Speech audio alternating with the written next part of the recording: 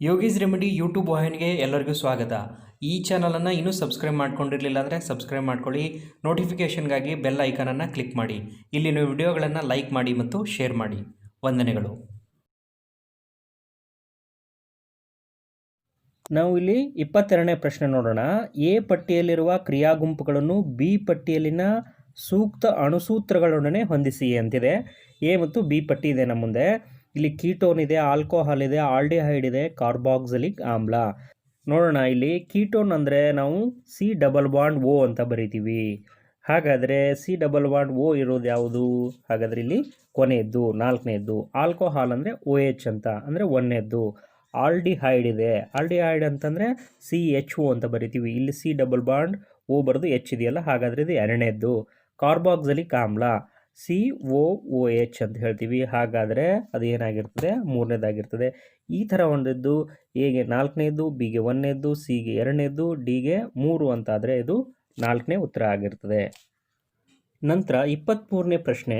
ಈ ಕೆಳಗೆ ಕೊಟ್ಟಿರುವ ಹೇಳಿಕೆಗಳನ್ನು ಪರಿಗಣಿಸಿ ಸರಿಯಾದ ಆಯ್ಕೆಯನ್ನು ಬರೆಯಿರಿ ಅಂತ ಇದೆ.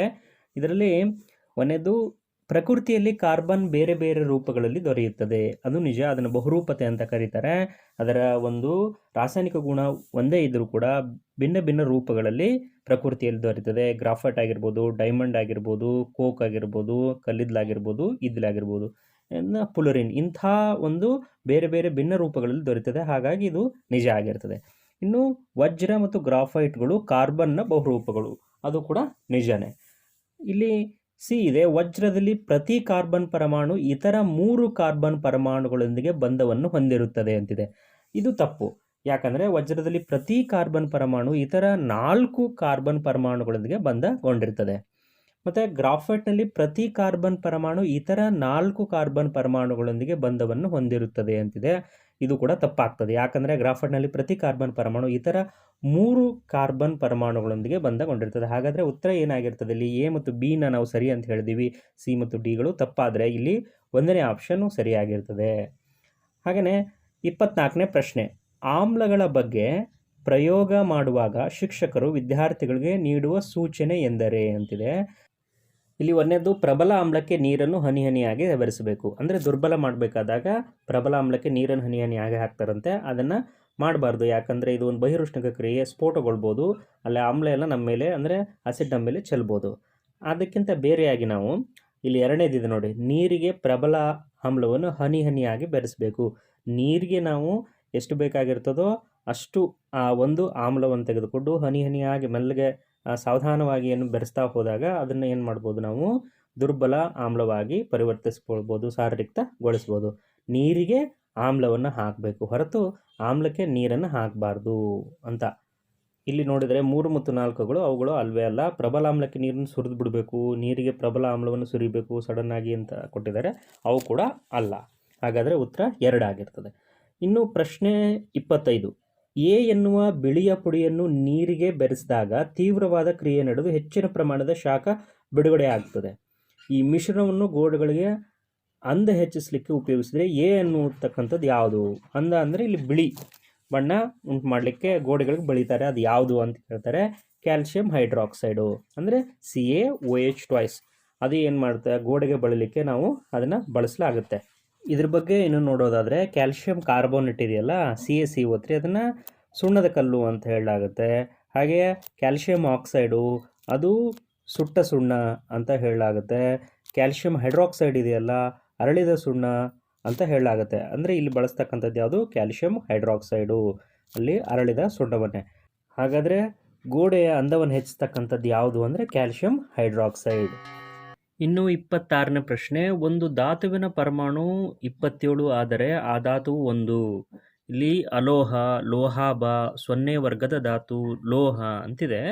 ಇದು 27 ಅಂತಂದರೆ ಇದು ಸಂಕ್ರಮಣ ಧಾತುವಿನಲ್ಲಿ ಬರ್ತದೆ, ಕೋಬಾಲ್ಟ್ ಆಗಿರ್ತದೆ. ಇದು ಒಂದು ಲೋಹ. ಉತ್ತರ 4 ಅಂತ. ಅಂದರೆ ಅಲೋಹಗಳು, ಇವುಗಳು ಯಾವುದೇ ಒಂದು ಧಾತುವಿನ ಒಂದು ಎಲೆಕ್ಟ್ರಾನ್ ವಿನ್ಯಾಸವನ್ನು ಬರೆದಾಗ ನಾವು ಅದರ ಅತ್ಯಂತ ಹೊರಕವಚದಲ್ಲಿರ್ತಕ್ಕಂಥ ಎಲೆಕ್ಟ್ರಾನ್ಗಳ ಸಂಖ್ಯೆಯ ಆಧಾರದ ಮೇಲೆ, ನಾವು ವೇಲೆನ್ಸಿ ಎಲೆಕ್ಟ್ರಾನ್ ಅಂತ ಹೇಳ್ತೀವಲ್ಲ, ಅವುಗಳ ಆಧಾರದ ಮೇಲೆ ಇವುಗಳು ಲೋಹಗಳು, ಅಲೋಹಗಳು, ಲೋಹಾಭಗಳು ಅಥವಾ ಇವುಗಳು ಅಷ್ಟಕ ಜೋಡಣೆಯ ಧಾತುಗಳು ರಾಜ ಅನಿಲಗಳ ಅಂತ ಗುರುತಿಡಿಬೋದು. ಅದರಲ್ಲಿ ಧಾತುವಿನ ಅತ್ಯಂತ ಹೊರಕವಚದಲ್ಲಿ ಅಂದರೆ ವೇಲೆನ್ಸಿ ಎಲೆಕ್ಟ್ರಾನ್ಗಳ ಸಂಖ್ಯೆ 1 ಅಥವಾ 2 ಅಥವಾ 3 ಇದ್ದರೆ ಅವುಗಳನ್ನ ಲೋಹಗಳು ಅಂತ, 4 ಅಂತ ಹೊಂದಿದ್ರೆ ಅದನ್ನು ಲೋಹಾಭಗಳು ಅಂತ. ಇಲ್ಲಿ ಕಾರ್ಬನ್ ಇದರ ಎಕ್ಸೆಪ್ಷನಲ್ಲಿ ಬರ್ತದೆ, ಅಪವಾದ ಇದು. 4 ಕಾರ್ಬನನ್ನು ಹೊಂದಿದೆ, 4 ವೇಲೆನ್ಸಿ ಎಲೆಕ್ಟ್ರಾನನ್ನು ಹೊಂದಿದ್ರೂ ಕೂಡ ಅದು ಲೋಹಾಭ ಆಗಿರಲ್ಲ. 5, 6, 7 ಈ ಥರ ಹೊಂದಿದ್ರೆ ಅವುಗಳನ್ನು ಎಲೆಕ್ಟ್ರಾನ್ಗಳನ್ನು ಹೊಂದಿದ್ರೆ ಅತ್ಯಂತ ಹೊರಕವಚದಲ್ಲಿ ಅವುಗಳನ್ನು ಅಲೋಹಗಳು ಅಂತ ಹೇಳಲಾಗುತ್ತೆ. ಅತ್ಯಂತ ಹೊರಕವಚದಲ್ಲಿ 8 ಎಲೆಕ್ಟ್ರಾನ್ಗಳನ್ನು ಹೊಂದಿರತಕ್ಕಂಥವನ್ನ ಅಷ್ಟಕ ಜೋಡಣೆಯ ಧಾತುಗಳು ಅಥವಾ ರಾಜ ಅನಿಲಗಳು ಅಂತ ಹೇಳಲಾಗುತ್ತೆ. ಈ ಒಂದು ಆಧಾರದ ಮೇಲೆ ನಾವು ಕೋಬಾಲ್ಟ್ನ ಒಂದು ಎಲೆಕ್ಟ್ರಾನ್ ವಿನ್ಯಾಸವನ್ನು ಬರೆದಾಗ ಅದರ ಅತ್ಯಂತ ಹೊರಕವಚದಲ್ಲಿರ್ತಕ್ಕಂಥ ಎಲೆಕ್ಟ್ರಾನ್ಗಳ ಸಂಖ್ಯೆ ಅದು 2 ಆಗಿರ್ತದೆ. ಹಾಗಾದರೆ ಇದು ಲೋಹ ಅಂತ ಹೇಳ್ಬೋದು ನಾವು. ನಂತರ 27ನೇ ಪ್ರಶ್ನೆ, ಪ್ರತಿಪಾದನೆ ಎ. ಸೀಸವು ತಾಮ್ರದ ಕ್ಲೋರೈಡ್ನೊಂದಿಗೆ ವರ್ತಿಸಿ ಸೀಸದ ಕ್ಲೋರೈಡ್ ಮತ್ತು ತಾಮ್ರವನ್ನು ಉಂಟು ಮಾಡುತ್ತದೆ. ಸೀಸ ಇರ್ತದೆ, ಅದು ತಾಮ್ರದ ಕ್ಲೋರೈಡ್ನೊಂದಿಗೆ ವರ್ತಿಸ್ತದೆ, ಆವಾಗ ಅದು ಸೀಸದ ಕ್ಲೋರೈಡ್ ಆಗ್ತದೆ. ಅಂತಂದ್ರೇನು, ತಾಮ್ರವನ್ನು ಸ್ಥಳಾಂತರಿಸುತ್ತೆ, ಅಲ್ಲಿ ತಾಮ್ರ ಸಪ್ರೇಟಾಗಿ ಹೋಗುತ್ತೆ. ಹಾಗೆಯೇ ಕಾರಣ ಇದೆ, ಸೀಸವು ತಾಮ್ರಕ್ಕಿಂತ ಕಡಿಮೆ ಕ್ರಿಯಾಶೀಲವಾಗಿದೆ. ಇಲ್ಲಿ ತಪ್ಪಾಗಿರ್ತದೆ. ಅಂತಂದ್ರೇನು, ಏನು ಮಾಡ್ತದೆ, ಸೀಸ ತಾಮ್ರದ ಕ್ಲೋರೈಡ್ನನ್ನು ವರ್ತಿಸಿ ಏನು ಮಾಡ್ತದೆ, ಸೀಸದ ಕ್ಲೋರೈಡ್ ಆಗ್ತದೆ. ಹಾಗಂದರೆ ಸೀಸವೇ ಏನಾಗಿರ್ತದೆ, ತಾಮ್ರಕ್ಕಿಂತ ಹೆಚ್ಚು ಕ್ರಿಯಾಶೀಲವಾಗಿರ್ತದೆ. ಇಲ್ಲೇನು ಕೊಟ್ಟಿದ್ದಾರೆ, ಸೀಸವು ತಾಮ್ರಕ್ಕಿಂತ ಕಡಿಮೆ ಕ್ರಿಯಾಶೀಲ ಅಲ್ಲ, ಹೆಚ್ಚು ಕ್ರಿಯಾಶೀಲವಾಗಿದೆ. ಸೀಸವು ತಾಮ್ರಕ್ಕಿಂತ ಹೆಚ್ಚು ಕ್ರಿಯಾಶೀಲವಾಗಿರೋದ್ರಿಂದನೇ ತಾಮ್ರವನ್ನು ಅದರ ತಾಮ್ರದ ಕ್ಲೋರೈಡ್ನಿಂದ ಸೀಸ ಏನು ಮಾಡ್ತದೆ, ಸ್ಥಾನಪಲ್ಲಟಗೊಳಿಸ್ತದೆ. ಹಾಗಾಗಿ ಸೀಸವೇ ತಾಮ್ರಕ್ಕಿಂತ ಹೆಚ್ಚು ಕ್ರಿಯಾಶೀಲವಾಗಿದೆ. ಹಾಗಾದರೆ 6 ತಪ್ಪಾಗಿರ್ತದೆ. ಎ ಸರಿಯಾಗಿದೆ, 6 ತಪ್ಪು ಅಂತ ಹೇಳಿದರೆ ಇಲ್ಲಿ 3ನೇ ಉತ್ತರ ಆಗಿರ್ತದೆ. ಇದಕ್ಕಾಗಿ ನಾವು ಮತ್ತೆ ಕ್ರಿಯಾಶೀಲ ಸರಣಿಯನ್ನು ನೆನಪಿಸ್ಕೊಳ್ಬೇಕು. ಅದು ಹೇಳಿದ್ನಲ್ಲ, ನೆನ್ಪಿಟ್ಕೊಳ್ತಕ್ಕಂಥ ಬಗೆ ಕನ್ನಡ ನಾಡಿನ ಕಾಗುಣಿತ, ಅದನ್ನು ನೆನ್ಪಿಟ್ಕೊಳ್ಬೇಕು ನಾವು. ನಂತರ 28ನೇ ಪ್ರಶ್ನೆ, ಈ ಪ್ರಯೋಗದಲ್ಲಿ ಸತುವಿನ ಚೂರುಗಳ ಬಣ್ಣ ಹೀಗೆ ಬದಲಾಗುತ್ತದೆ ಅಂತಿದೆ. ಅಲ್ಲಿ ಸತುವಿನ ಚೂರುಗಳಿದಾವೆ, ಅದಕ್ಕೆ ದುರ್ಬಲ ಹೈಡ್ರೋಕ್ಲೋರಿಕ್ ಆಮ್ಲವನ್ನು ಸಾವಧಾನವಾಗಿ ಹಾಕಲಾಗತ್ತೆ. ಆವಾಗ ಏನಾಗ್ತದೆ, ಸತುವಿನ ಬಣ್ಣ ಹೇಗಿರ್ತದೆ ಅಂತಂದರೆ ಕಪ್ಪಾಗ್ತವೆ ಅವು. ಈ ಪ್ರಯೋಗವನ್ನು ಸಾಮಾನ್ಯವಾಗಿ ಮಾಡ್ತಾ ಇರ್ತೀವಿ ಪ್ರಯೋಗಾಲಯದಲ್ಲಿ, ನಿಮ್ಗೆ ಗೊತ್ತು, ಅದು ಕಪ್ಪಾಗ್ತದೆ. ಸತು ಏನಾಗ್ತದೆ, ಕಪ್ಪಾಗ್ತದೆ. ಇನ್ನು 29ನೇ ಪ್ರಶ್ನೆ, ಗ್ಲೇಸಿಯಲ್ ಅಸ್ಟಿಕ್ ಆಮ್ಲದಲ್ಲಿರುವ ನೀರಿನ ಪ್ರಮಾಣ ಅಂತ ಕೇಳಿದ್ದಾರೆ. ಅಲ್ಲಿ 50, 5, 25, 0% ಅಂತ ಕೊಟ್ಟಿದ್ದಾರೆ. ನಿಮಗೆ ಗೊತ್ತಿದೆ, ಇದು ನಾವು ಮೊದಲೇ ಚರ್ಚೆ ಮಾಡಿದ್ದೀವಿ ಇದನ್ನು. ಅಂದರೆ ನಾವು ವಿನಿಗಾರ್ ಅಂತ ಹೇಳ್ತೀವಿ, ಎಥೆನಾಯಿಕ್ ಆಮ್ಲ ಅಂತ ಹೇಳ್ತೀವಿ, ಅದೆಲ್ಲ ಒಂದೇ. ಅದೇ ಚಳಿಗಾಲದಲ್ಲಿ ಅಂದರೆ ಅಸ್ಟಿಕ್ ಆಮ್ಲನೇ ಏನಾಗ್ತದೆ, ಅದು ಚಳಿಗಾಲದಲ್ಲಿ ಹೆಪ್ಪುಗಟ್ಟುತ್ತದೆ. ಅದನ್ನು ಗ್ಲೇಸಿಯಲ್ ಅಸ್ಟಿಕ್ ಆಸಿಡ್ ಅಥವಾ ಅಸ್ಟಿಕ್ ಆಮ್ಲ ಅಂತ ಹೇಳಲಾಗುತ್ತೆ. ಅದರಲ್ಲಿರ್ತಕ್ಕಂಥದ್ದು ಹೆಪ್ಪುಗಟ್ಟಿರೋದ್ರಿಂದ ಅದರಲ್ಲಿರ್ತಕ್ಕಂಥ ಆ ನೀರಿನ ಪ್ರಮಾಣ ಅಂತ ಹೇಳಿದರೆ ಅದು ಟ್ರಿಕ್ಕಿ ಆಗಿರ್ತಕ್ಕಂಥ ಕ್ವಶನ್ನು. ಹಾಗಲ್ಲಿ ಏನಾಗಿರ್ತದೆ, 0% ಇರ್ತದೆ. ಅಂದರೆ ಉತ್ತರ ಏನಾಗಿರ್ತದೆ, 4ನೇದಾಗಿರ್ತದೆ. ಇನ್ನು 30ನೇ ಪ್ರಶ್ನೆ, ಪರಮಾಣು ಸಂಖ್ಯೆ 10 ಆಗಿರುವ ಜಡ ಅನಿಲ ಯಾವುದು ಅಂತ ಕೇಳ್ತಾರೆ.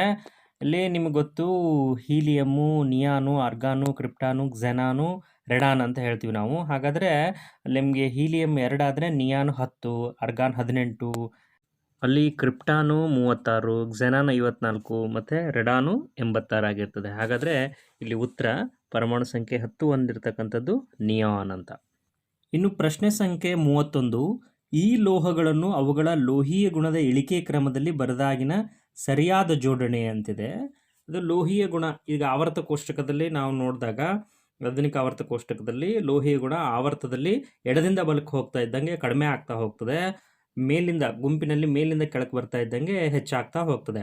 ಆ ಒಂದು ಆಧಾರದಲ್ಲಿ ಆಧುನಿಕ ಆವರ್ತ ಕೋಷ್ಟಕವನ್ನು ನಾವು ನೆನ್ಪಿಟ್ಕೊಂಡು ನೋಡಿದಾಗ ಇಲ್ಲಿ ಏನಾಗ್ತದೆ ಅಂತಂದರೆ, ಇಲ್ಲಿ ಅತ್ಯಂತ ಕೆಳಗಿರ್ತಕ್ಕಂಥ ಧಾತುಗಳು, ಗುಂಪಿನಲ್ಲಿ ಅತ್ಯಂತ ಕೆಳಗಿರ್ತಕ್ಕಂಥ ಧಾತುಗಳು, ಅವುಗಳು ಹೆಚ್ಚು ಲೋಹೀಯ ಗುಣವನ್ನು ಹೊಂದಿರ್ತವೆ. ಮೇಲಕ್ಕೆ ಹೋದಂಗೆ ಲೋಹೀಯ ಗುಣ ಕಡಿಮೆ ಆಗ್ತಾ ಹೋಗ್ತದೆ. ಆ ಆಧಾರದಲ್ಲಿ ನೋಡಿದ್ರೆ ಹೆಚ್ಚು ಹೊಂದಿರತಕ್ಕಂಥದ್ದು ಇಲ್ಲಿ ಸ್ಟ್ಯಾನ್ಷಿಯಮ್ ಇದೆ, ಕ್ಯಾಲ್ಶಿಯಮ್ ಇದೆ, ಮ್ಯಾಗ್ನೀಷಿಯಮ್ ಇದೆ ಮತ್ತು ಬೆರಿಲಿಯಮ್. ಈ ಥರ ಲೋಹೀಯ ಗುಣ ಕಡಿಮೆ ಆಗ್ತಕ್ಕಂಥದ್ದನ್ನು ನೋಡ್ಬೋದು. ಹಾಗಾದರೆ ಉತ್ತರ ಏನಾಗಿರ್ತದೆ, ಇಲ್ಲಿ 3.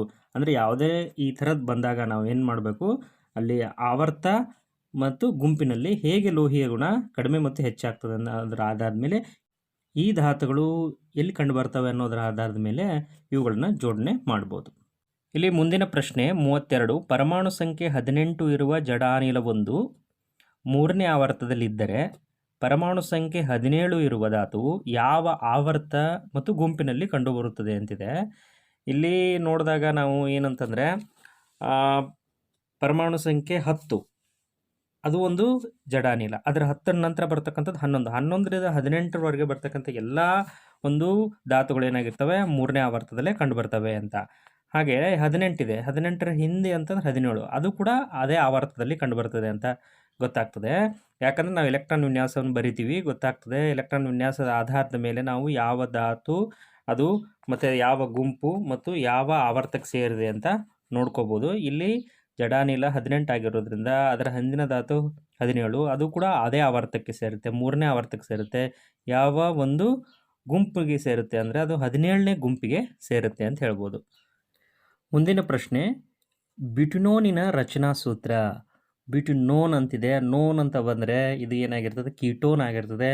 ಕೀಟೋನ್ನ ಒಂದು ಆ ಕ್ರಿಯಾ ಗುಂಪಿನ ಒಂದು ಅಣುಸೂತ್ರ ಅಂದರೆ ಅದು C≡O ಆಗಿರ್ತದೆ. ಮತ್ತು ಸಿ ಅದು ಮಧ್ಯದಲ್ಲೇ ಬರಬೇಕು, ಅಂದರೆ ಅದು ಪ್ರೊಪೆನೋನ್ ಅಂದರೆ ಅದರಿಂದ ಸ್ಟಾರ್ಟ್ ಆಗ್ತದೆ. ಪ್ರೊಪೆನೋನೇ ಮೊದಲ ಅದರ ಸದಸ್ಯ ಆಗಿರ್ತದೆ. ಇಲ್ಲಿ ನೋಡಿದಾಗ ಬ್ಯೂಟನೋನ್ ಕೊಟ್ಟಿದ್ದಾರೆ, ಹಾಗಾದರೆ ನಾವು C≡O ಇರ್ತಕ್ಕಂಥದ್ದು ಅದು ಮಧ್ಯದಲ್ಲಿ ಬಂದಿರಬೇಕು. ನಾವೇ ಬ್ಯೂಟನೋನನ್ನು ರಚನೆ ಮಾಡಿಬಿಡೋಣ. ಇದು ನೋಡಿದಾಗ ಬ್ಯೂಟ್ ಅಂತಂದರೆ ಎಷ್ಟು ಸಿ ಇರ್ತವೆ, 4 ಸಿ ಇರ್ತವೆ. 4 ಸಿಯನ್ನು ಬರ್ಕೊಳ್ಳೋಣ. ಎಲ್ಲ ಸಿಗೂ ಒಂದೊಂದು ಬಾಂಡನ್ನು ಹಾಕ್ಕೊಳ್ಳೋಣ. ಈಗ ಒಂದು ಮಧ್ಯದ ಸಿಯನ್ನು ಆಯ್ಕೆ ಮಾಡಿಕೊಂಡು ಇದು 2ನೇ ಸಿಯನ್ನು ಆಯ್ಕೆ ಮಾಡಿಕೊಂಡ್ರೆ ಅಲ್ಲಿ ಅದಕ್ಕೆ ಡಬಲ್ ಬಾಂಡ್ O ಅನ್ನು ಹಾಕಿಬಿಡೋಣ. ಹಾಗಾದರೆ ಇದಕ್ಕೆ ಏನಾಯಿತು, 4 ಕಂಪ್ಲೀಟು ವ್ಯಾಲೆನ್ಸಿ ಆಯಿತು. ಈಗ 1ನೇದಕ್ಕೆ ಎಷ್ಟು ಹಾಕ್ಬೋದು, ಒಂದೇ ಇದೆ. ಹಾಗಾದರೆ ಎಷ್ಟು ಹಾಕ್ಬೋದು, ಹೆಚ್ಚಲ್ಲಿ 3 ಹಾಕ್ಬೋದು. ಈಗ 2ನೇದಂತೂ ಕಂಪ್ಲೀಟ್ ಆಯಿತು. 3ನೇದಕ್ಕೆ ಬರೋಣ. ಅಲ್ಲಿ 1 ಮತ್ತು 2 ಇದು ಕಡೆ ಇದೆ. ಹಾಗಾದರೆ ಇನ್ನು ಎಷ್ಟು ಹೆಚ್ಚು ಹಾಕ್ಬೋದು, ಅಲ್ಲಿ 2 ಹೆಚ್ಚು ಹಾಕ್ಬೋದು. ಹಾಗಾದರೆ ಲಾಸ್ಟ್ನೇದಕ್ಕೆ ಬಂದರೆ ಅಲ್ಲಿ ಒಂದೇ ಬಾಂಡ್ ಇದೆ, ಹಾಗಾದರೆ ಇನ್ನು 3 ಹಾಕ್ಬೋದು. 3 ಹೆಚ್ಚನ್ನು ಹಾಕ್ಕೊಂಡ್ರೆ ಈಗ ನಾವು ಬರೆಯೋಣ. ಇದು ನೋಡಿದರೆ CH3 ಇದೆ, CO ಇದೆ, CH2 ಇದೆ, CH3 ಇದೆ. ಹಾಗಾದರೆ ಇಲ್ಲಿ ಉತ್ತರ ಯಾವುದಾಗಿರ್ತದೆ, 4ನೇದಾಗಿರ್ತದೆ ಅಂತ ಹೇಳ್ಬೋದು. ಇಲ್ಲಿ ಮುಂದಿನ ಪ್ರಶ್ನೆ, ಅಲ್ಯೂಮಿನಿಯಂ ತಾಮ್ರದ ಕ್ಲೋರೈಡ್ನೊಂದಿಗೆ ವರ್ತಿಸಿ ಅಲ್ಯೂಮಿನಿಯಂ ಕ್ಲೋರೈಡ್ ಮತ್ತು ತಾಮ್ರವನ್ನು ಉಂಟು ಮಾಡುತ್ತದೆ. ಈ ಕ್ರಿಯೆಗೆ ತಕ್ಕ ಸರಿದೂಗಿಸಿದ ರಾಸಾಯನಿಕ ಸಮೀಕರಣವನ್ನು ಬರೆಯಿರಿ ಅಂತಿದೆ. ಇಲ್ಲಿ ತಾಮ್ರದ ಕ್ಲೋರೈಡ್ ಇದೆ, ಅಲ್ಯೂಮಿನಿಯಂ ಇದೆ.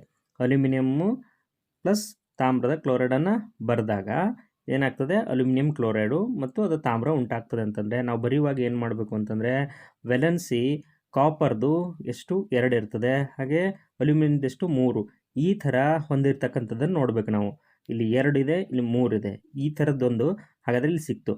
ಈ ಥರ ಹೊಂದಿರತಕ್ಕಂಥದ್ದು ಅಲ್ಯೂಮಿನಿಯಂ 2 ಇದೆ, 3 ಕಾಪರ್ ಅಂತ ಇರ್ತಕ್ಕಂಥದ್ದು. ಹಾಗಾಗಿ 2AlCl3 ಆಗುತ್ತೆ, Cu ಆಗುತ್ತೆ. ಇಲ್ಲಿ ಏಲ್ ಅಂತಕ್ಕಂಥದ್ದು ಇಲ್ಲಿ 1 ಏನೂ ಇಲ್ಲ ಅಂದರೆ 1 ಇರ್ತದೆ. ಹಾಗಾದರೆ ಕ್ಲೋರಿನ್ನ ವ್ಯಾಲೆನ್ಸಿ ಆಯಿತು. ಇಲ್ಲಿ 3 ಅಲ್ಯೂಮಿನಿಯಂನ ವ್ಯಾಲೆನ್ಸಿ ಇದೆ. ಹಾಗಾದರೆ ಇದು ಸರಿ. 2Al + 3CuCl2 gives 2AlCl3 + 3Cu ಅಂತ. ಇಲ್ಲಿ ಪ್ರಶ್ನೆ 35, ಪ್ರತಿಪಾದನೆ ಎ ಅಂತಿದೆ. ಹೈಡ್ರೋಕ್ಲೋರಿಕ್ ಆಮ್ಲದೊಂದಿಗೆ ಸೋಡಿಯಂ ಹೈಡ್ರಾಕ್ಸೈಡ್ ವರ್ತಿಸಿ ಸೋಡಿಯಂ ಕ್ಲೋರೈಡ್ ಮತ್ತು ನೀರನ್ನು ಉಂಟು ಮಾಡುತ್ತದೆ ಅಂತಿದೆ, ಬಿಡುಗಡೆ ಮಾಡುತ್ತದೆ ಅಂತಿದೆ. ಹೈಡ್ರೋಕ್ಲೋರಿಕ್ ಆಮ್ಲ, ಸೋಡಿಯಂ ಹೈಡ್ರಾಕ್ಸೈಡು, ಒಂದು ಆಮ್ಲ ಇನ್ನೊಂದು ಪ್ರತ್ಯಾಮ್ಲ ವರ್ತಿಸ್ತವೆ. ಹಾಗಾದರೆ ಅಲ್ಲಿ ಏನಾಗ್ತದೆ, ಸೋಡಿಯಂ ಕ್ಲೋರೈಡ್ ಉಂಟಾಗ್ತದೆ ಮತ್ತು ನೀರು ಉಂಟಾಗ್ತದೆ. ಹಾಗೆಯೇ ಕಾರಣ ಅಂತ ಹೇಳ್ತಿದ್ದಾರೆ, ಒಂದು ಆಮ್ಲವು ಪ್ರತ್ಯಾಮ್ಲದೊಂದಿಗೆ ವರ್ತಿಸಿದಾಗ ಒಂದು ಲವಣ ಮತ್ತು ನೀರನ್ನು ಉಂಟು ಮಾಡುತ್ತದೆ. ಇಲ್ಲಿ NaCl ಅನ್ನತಕ್ಕಂಥದ್ದು ಲವಣ ಆಗಿದೆ, ನೀರು ಕೂಡ ಉತ್ಪತ್ತಿಯಾಗಿದೆ. ಹಾಗಾದರೆ ಇದು ಸರಿ, ಏನು ಕೂಡ ಸರಿ ಮತ್ತು ಬಿ ಕಾರಣ ಕೂಡ ಸರಿ. ಹಾಗಾದರೆ ಎ ಸರಿ, ಆರ್ ಸರಿ ಅಂತ ಹೇಳಿದರೆ ಅದು 1 ಅಂತ ಆಗುತ್ತೆ. ಅಂದರೆ ನಾವು ಸಾಮಾನ್ಯವಾಗಿ ತಿಳ್ಕೊಬೇಕಾದದ್ದು ಏನು ಅಂದರೆ ಆಮ್ಲ ಮತ್ತು ಪ್ರತ್ಯಾಮ್ಲಗಳು ವರ್ತಿಸಿದಾಗ ಲವಣ ಮತ್ತು ನೀರನ್ನು ಉಂಟು ಮಾಡುತ್ತವೆ ಅಂತ. ಇಲ್ಲಿ ಪ್ರಶ್ನೆ ಸಂಖ್ಯೆ 36, ಇವುಗಳಲ್ಲಿ ಸಂಪೂರ್ಣ ದಹನ ಕ್ರಿಯೆಗೆ ಒಳಗಾಗುವ ಕಾರ್ಬನ್ ಸಂಯುಕ್ತ ಅಂತಿದೆ. ಇಲ್ಲಿ ಒಂದೇದು C2H4 ಇದೆ, ಅದು ಈಥೀನ್ ಆಗುತ್ತೆ. C4H10 ಇದೆ, ಅದು ಬ್ಯೂಟೇನ್ ಆಗುತ್ತೆ.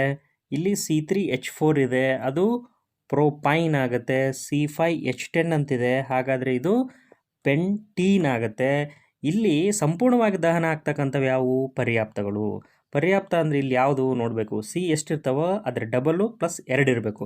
ಅಂದರೆ ಆಲ್ಕೇನ್ನ ಅಣುಸೂತ್ರವನ್ನು ಅಂದರೆ ಸಾಮಾನ್ಯ ಅಣುಸೂತ್ರವನ್ನು ಪಾಲಿಸ್ತಾ ಇರಬೇಕು. CnH2n + 2 ಆ ಥರ ಆಧಾರದಲ್ಲಿ C2H4 ಇದೆ, ಡಬಲ್ ಅಷ್ಟೇ ಇದೆ, +2 ಇಲ್ಲ. ಇಲ್ಲಿ ಸಿಗೆ 4 ಇದಾವೆ, 4 ಡಬಲ್ ಮಾಡಿದರೆ 8 ಆಗುತ್ತೆ, 8ಕ್ಕೆ 2 ಸೇರಿದೆ 10 ಆಗಿದೆ. ಹಾಗಾದರೆ ಇದು ಒಂದು ಏನು, ಪರ್ಯಾಪ್ತ.